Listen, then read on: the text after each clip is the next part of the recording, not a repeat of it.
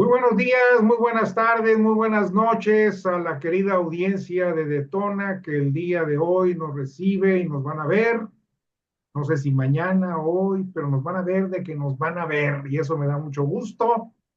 Y en un programa más de Monter presenta a nuestro buen amigo Federico Berrueto, que no hace falta mayor presentación, creo que ya lo conocemos, su experiencia como analista político, observador de la vida nacional, editorialista es muy amplia. Bienvenido, Federico. Muchísimas gracias, Raúl, por tu amable conducto. Saludo a aquellos que nos atienden por esta magia digital.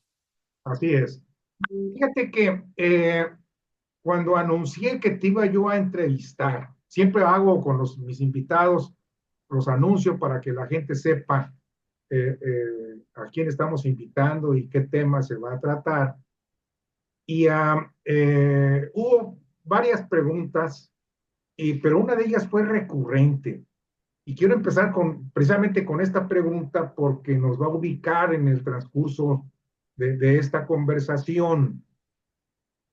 El Plan México que fue presentado a principios de la presente semana, contando con la presencia, por supuesto, de la presidenta Claudia Sheinbaum Pardo y del Consejo Coordinador Empresarial, de la secretaria Altagracia también estuvo ahí presente, así como de 14, si mal, 14 o 15 empresarios, destacados empresarios, en donde presentaron este proyecto, en el cual destaca cosas interesantes que si me permiten nomás repetirlas para que la audiencia se ubique.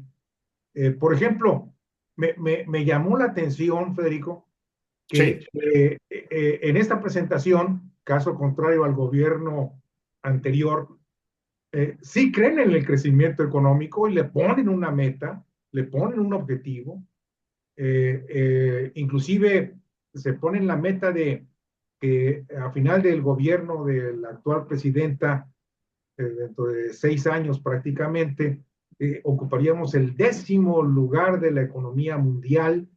Eso me llamó la atención. Pero la pregunta es esta, eh, eh, ¿por qué nada más están destacando, priorizando la presencia de grandes empresarios y en dónde quedaron las pymes y las mipymes? Porque esa es la fuerza laboral y económica de nuestro país. Entonces, volvemos al manejo elitista. Ese es lo que te quiero empezar por preguntar. ¿Qué opinas, mi querido Federico? a ver, primero, déjame decirte lo siguiente, que la crítica tiene un gran valor, porque no porque tenga la razón la crítica, obviamente, pues hay versiones encontradas o visiones encontradas de las cosas, de la realidad.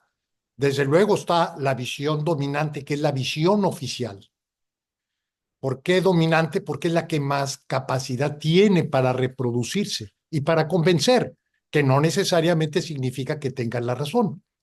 Y por otro lado está la visión de una oposición que en México pues prácticamente no existe. Y está, por otra parte, pues la opinión de lo que se da en el marco del análisis de la libertad de expresión, de los medios formales o institucionales y también de los medios digitales. El mundo, no nada más México, Raúl, está viviendo una involución en la calidad de la crítica.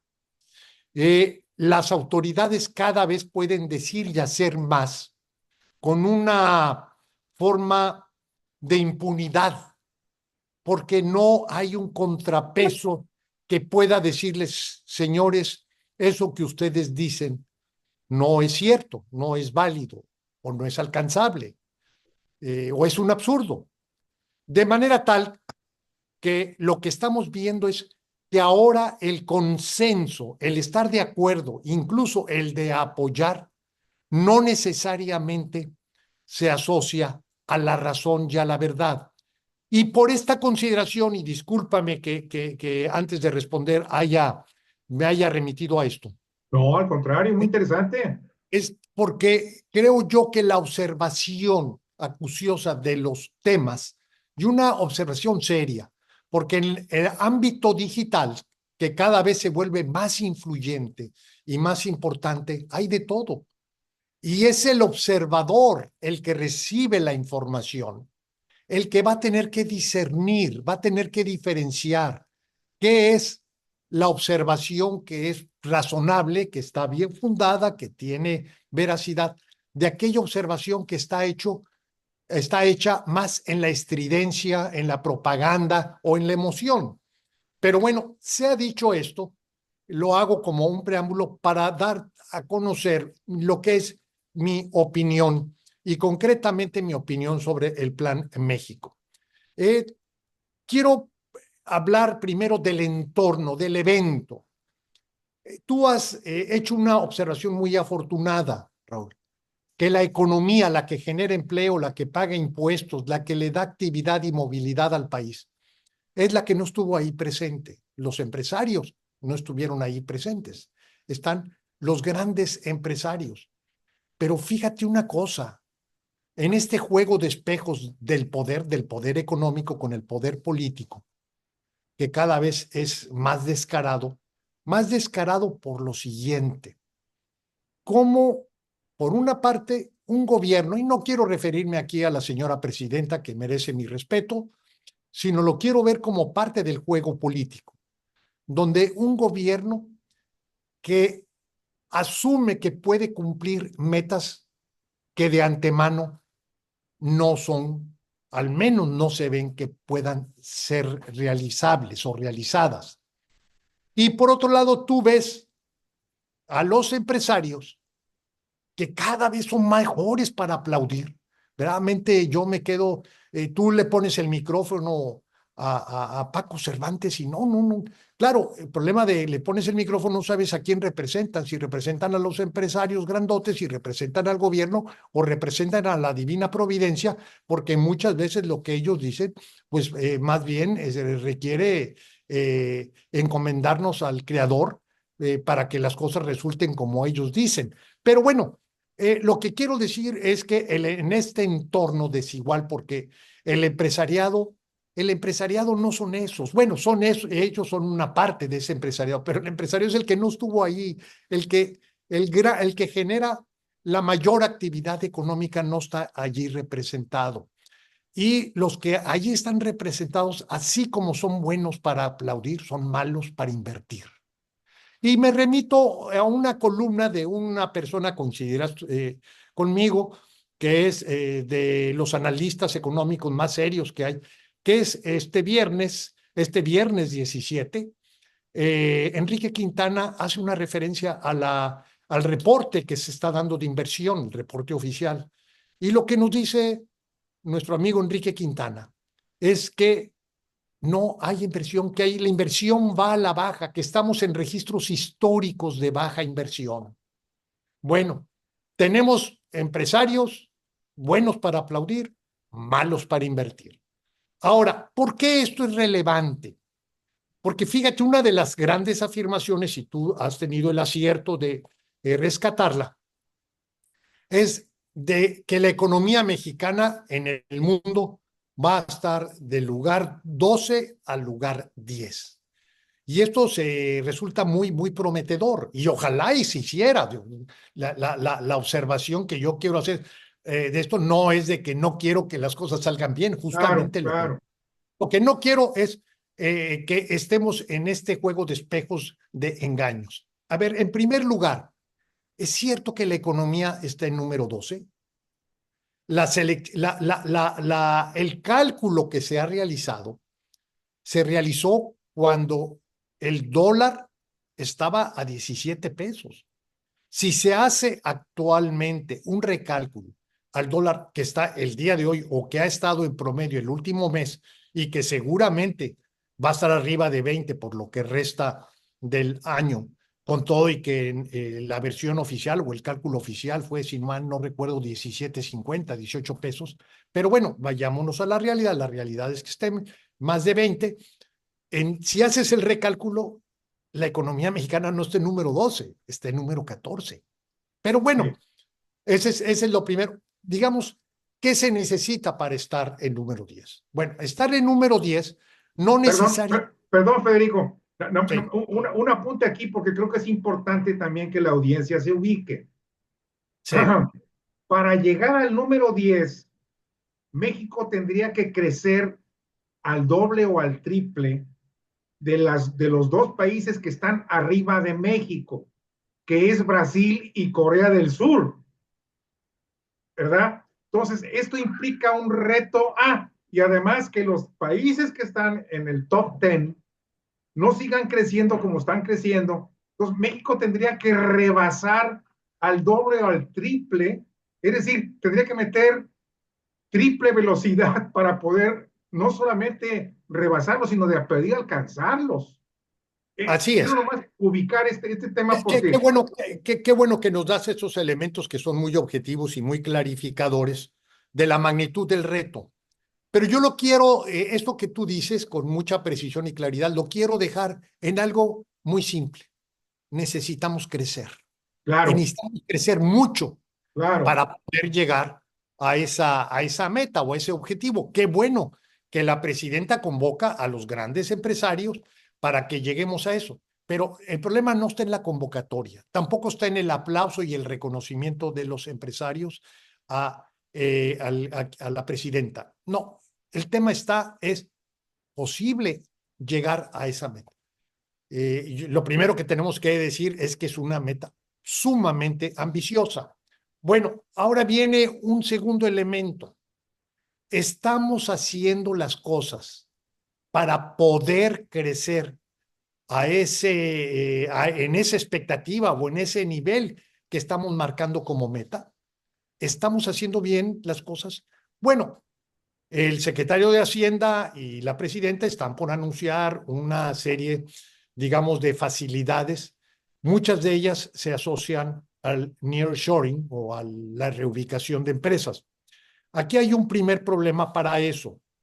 eh, y el problema es que las facilidades no las estamos dirigiendo a quienes están produciendo actualmente en México, sino a quienes queremos jalar del exterior.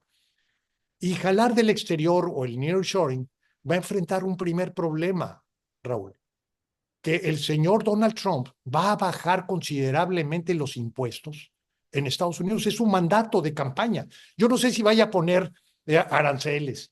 Yo no sé si vaya a deportar a millones de mexicanos. Yo no sé si vaya a utilizar a la fuerza militar para Groenlandia o para Panamá o para ir por los capos mexicanos. No lo sé, no, pero sí te puedo asegurar de todo lo que ha prometido el señor Trump, algo que va a cumplir y va a cumplir muy pronto, y lo vamos a ver en los próximos días, es que va a bajar los impuestos. Al bajar los impuestos, y va a bajar los impuestos no para el común de la gente, no, va a bajar el impuesto para quienes invierten en Estados Unidos, porque él es de la lógica que la mejor manera para reactivar la economía norteamericana es bajar los impuestos. sí, Entonces, si bajan los impuestos, ¿qué quiere decir con ello? Que aquel que invierte, nosotros estamos compitiendo en el mercado de capitales, en el mercado de inversiones, y estamos compitiendo primero con nadie, pues con nuestro socio comercial, con Estados Unidos. De Estados Unidos vienen las inversiones y de Estados Unidos no nada más, pero fundamentalmente de Estados Unidos vienen, y quien no invierte en México invierte en Estados Unidos. O sea, es el principal, digamos, territorio de competencia en cuanto a inversiones se refiere. Si el señor Trump baja los impuestos para atraer inversión, entonces va a complicar enormemente la inversión en México. Entonces, y estás descuidando, que esa sería mi observación, a quienes ya están aquí en México y que requieren también facilidades, no como lo está anunciando el gobierno, para aquel que quiera poner un nuevo negocio en México, o sea, más bien que venga de fuera a poner un negocio en México, tenga muchas facilidades para que no pueda, para que la burocracia o la corrupción no lo entrampe. Pero, ¿qué sucede con los que están aquí en México? pues ¿Qué van a sucede voltear con al norte. Pues, o algo que, mira, que lo quiero decir, y lo digo porque los voceros empresariales o los representantes no lo dicen. Oye, la extorsión, y la extorsión la tenemos tanto de criminales como la extorsión de cuello blanco. ¿Cuántos estamos padeciendo en nuestros negocios y en nuestras actividades?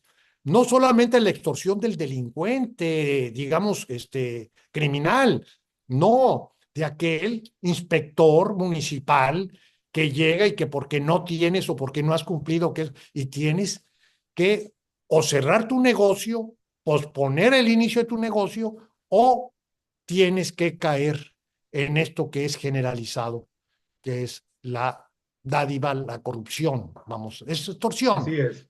Bueno, esto lo comento porque creo que la deliberación sobre el Plan México nos debe llevar a una visión crítica de qué es lo que estamos haciendo, cómo lo estamos haciendo y qué debemos hacer para mejorar.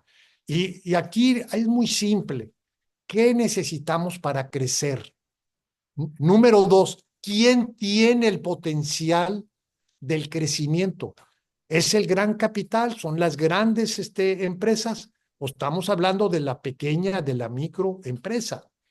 Y otra es, bueno, ¿qué es lo que a esos empresarios, que son cientos de miles, si no es que hablamos de 1 millón de empresarios, qué es lo que están padeciendo ellos para poder generar riqueza, para poder dar más empleo, para poder pagar más impuestos porque les está yendo bien y están gastando más dinero?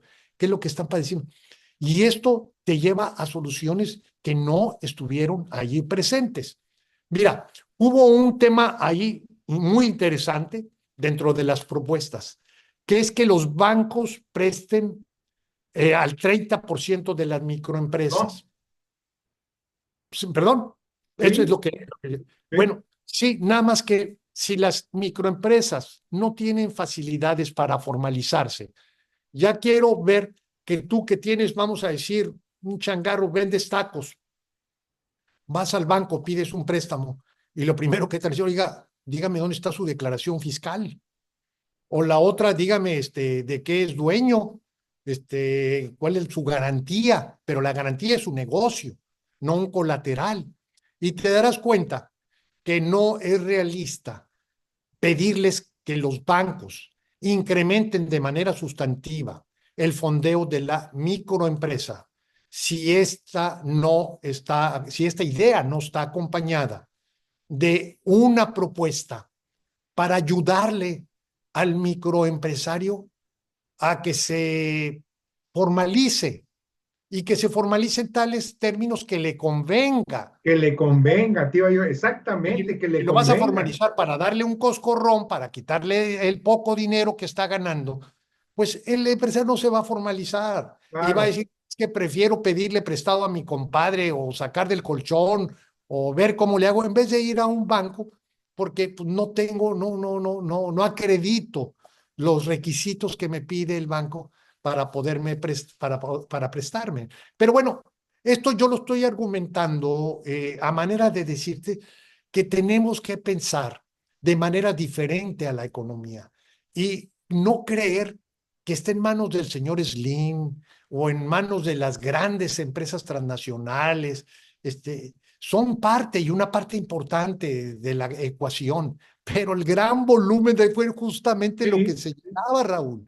así Eh, es, Son los que están dando empleo, así son los es. que pagan impuestos, son los que finalmente mueven o frenan la economía. Esta es si quieres, una primera reflexión del cómo veo los Es planes. totalmente válida y tan es así que inmediatamente me viene a la mente eh, este cuestionamiento, Federico. Tengo entendido que el Consejo Coordinador Empresarial va a renovar su dirigencia, la Sí, presidencia de esta organización en las próximas semanas. sí, Y mucha gente, yo les digo que no es así, pero mucha gente cree que se necesita una representación empresarial fuerte, una representación empresarial que se le ponga enfrente al gobierno y todo lo demás, a mí me da risa, porque la verdad que yo no veo cómo. Pero a final de cuentas, pues el Consejo Coordinador Empresarial, pues es un ente, o fue, fíjate, fue un ente organizacional que representó dignamente a los empresarios, no solamente grandes, sino también de todos tamaños, que ahora la ha perdido. Entonces, la salida de Francisco Cervantes y entrada de Juan, de Pedro, de Nacho, del que sea, para mí es irrelevante. ¿Qué opinas tú? Mira, y vuelvo al punto de partida. El poder necesita contención. La contención puede ser institucional, me refiero yo a un Congreso que le dice no al presidente, un poder judicial que no que le diga no al presidente, sino que dice el presidente tiene que actuar conforme a la Constitución o conforme a la Claro, legalidad. Requieres también una prensa activa que opine, que dé cauce o voz a distintas visiones que en su conjunto van moderando al poder. Y también necesitas que la sociedad organizada pueda hacer sentir su parecer. No es que alguien en particular tenga la razón. No quiere decir que los empresarios tienen la razón o que los que estamos opinando tengamos la razón. No, no, no, no, no. Estamos hablando de otra cosa. Estamos hablando de la deliberación. Estamos hablando de la calidad del debate. ¿Por qué? Porque la razón se construye en la dialéctica justamente de la deliberación, no de la imposición. Y si tú tienes, esto lo digo, porque si tú tienes un sector empresarial que, por ejemplo, no pueda decirle a la presidenta, señora presidenta, para poder crecer necesitamos tener una política eficaz en materia de seguridad. Los transportistas son robados en el trayecto de sus mercancías. Los productores son extorsionados al realizar su actividad. Los trabajadores son asaltados en el trayecto a sus domicilios. Si no tenemos una solución integral al problema de la inseguridad, señora presidenta, no vamos a poder lograr las metas que todos deseamos, que es el crecimiento. No se trata de oponerse ni criticar al gobierno, se trata de decirle al gobierno cuál es el problema que está enfrentando buena parte del empresariado nacional. Y si tú en lugar de eso sales como Paco Fernández, con Paco Cervantes, de foca aplaudidora, pues entonces no le ayudas al gobierno, porque en lugar de decirle al gobierno, trabajemos juntos para solucionar todos estos temas, lo que vas a hacerle creer al gobierno es que están totalmente acertados, que lo que ellos están proponiendo es impecable y eso se va a poder lograr cuando tú de antemano sabes que los que estaban allí mismo presentes ni siquiera van a invertir. ¿Por qué? Porque no tienen las condiciones de certeza, vamos a decir, de certidumbre para que lo que ellos inviertan van a poder tener el retorno.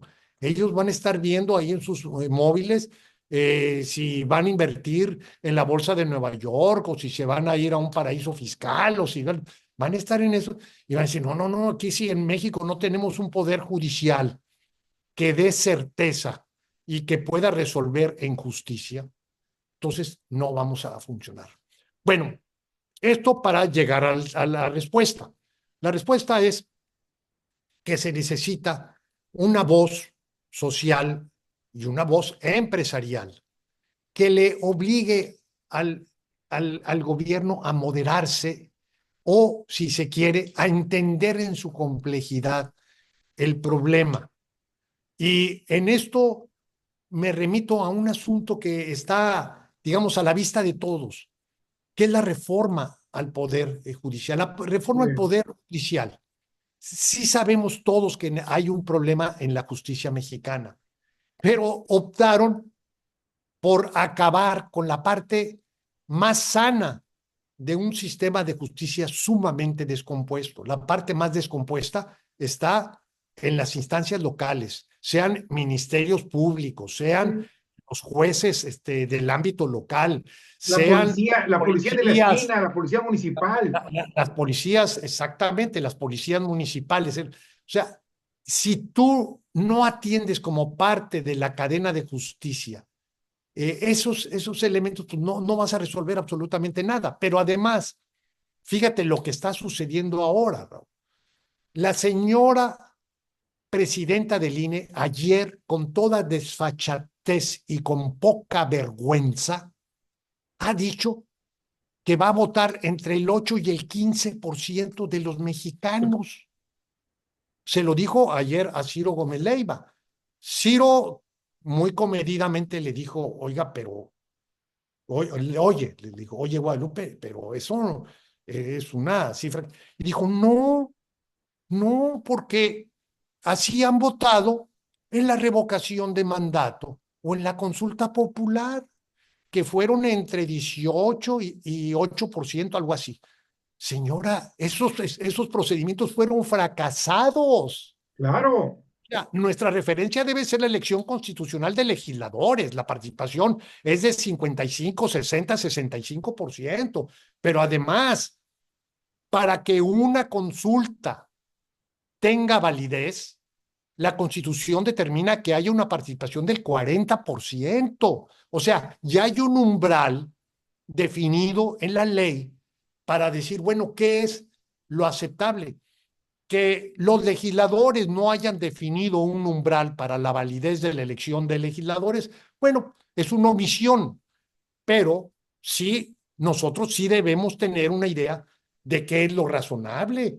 Imagínate si vote el 8% o el 10%. Mira, nada más, fíjate, por cuántos militantes registrados con carnet, con credencial, va Morena en su programa de filiación y ya dijeron, vamos por 10 millones. así Bueno, es. justamente Es la la cantidad que participación que está, necesitan. es la cantidad a la cual dicen que van a votar, coincide con aquellos que suscriben la militancia del partido oficial. Y esto, ¿por qué lo comento, Raúl? Porque a mí me exaspera, me impacienta. No es que yo esté, digamos, desgarrándome las vestiduras, que no tengamos ya la capacidad, que normalicemos, vaya, que normalicemos la irregularidad, que la presidenta del INE pueda ir deslizando, como quien dice, va a haber 8 o 15% de participación. O sea, el optimista es 15%, el pesimista es 8%. No, señora, eso no lo puede hacer usted.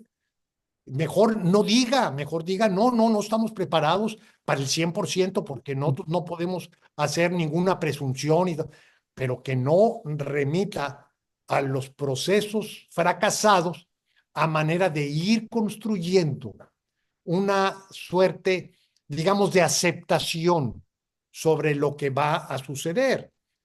Y esto es lo que hay, por eso necesitamos empresarios que puedan decir las cosas con mayor claridad, que no estemos tú y yo en un espacio digital, pues hablando de estas cosas, cuando esto debiera estar en el centro de la discusión pública Claro, y que los empresarios le pudieran decir a la señora presidenta, necesitamos acabar con la impunidad, necesitamos un sistema de justicia que funcione y esto no va a jalar bien si nosotros no actuamos donde está el problema y además, si donde no hay problema actuamos para que las cosas queden peor de lo que estaban, porque ahora sí, los juzgadores que vamos a tener a futuro, pues van a ser resueltos por aquellos que puedan generar la movilización electoral. Y esto claro. lo que lleva es que el juzgador va a perder independencia, autonomía, y deja tú eso, pues no sabes la calidad profesional que de la persona, pues nomás ve tú a la señora Batres como ministra de la Corte, por Claro. amor. se le dificulta el sujeto, verbo y complemento. O sea, esa señora hay que regresarla a la primaria. No, no, no está para discutir qué universidad le dio el título universitario. Es quién diablos la habilitó para que pudiera salir con un título de primaria, porque hasta para hablar y escribir se le dificulta. Federico, ¿tú tienes información de quiénes son los candidatos a suceder a Francisco Cervantes? No he estado en ese tema. Eh, lo que sé es que es una decisión consensuada entre las grandes organizaciones, los grandes empresarios. Eh, no puede haber algo peor que Francisco Cervantes. Y no lo digo por su entreguismo, que es de por sí oprobioso. No, lo digo por la calidad de su entreguismo, que siquiera tenga una No suerte de. disimula, no disimula. Sí, y además que le combine con algo más, porque la manera como él se ha desempeñado, eh, pues no nada más deja mucho que desear en términos de la voz empresarial, sino deja mucho que desear porque, pues la verdad, debo decirlo también con mucha pena, pero la calidad de su argumentación es sumamente pobre. O sea, hasta para apoyarse requiere de tener talento, es lo que quiero decir, Raúl. Y ojalá y quien llegue, pues llegue a darle voz a los empresarios, la voz que los empresarios requieren, que hable por el conjunto de los productores y de los empresarios, no por la élite empresarial, y que no tenga miedo para decirle las cosas al Claro. poder político de lo que está sucediendo. No, no, no pasa nada. Y si se enoja, pues se contentan. Y si no se contentan, pues van a tener que actuar de manera responsable. ¿Por qué? Porque si no, de otra manera, la realidad se les viene encima. Entonces, ayúdenle a la presidenta, primero que todo, hablándole con verdad. ¿Tú crees que el perfil del actual presidente de Coparmex pudiera cubrir ese puesto? Sí, Coparmex es de las organizaciones empresariales que mejor desempeño ha tenido en todos estos difíciles momentos. No recuerdo el nombre, pero sí recuerdo muy bien su postura en muchos temas.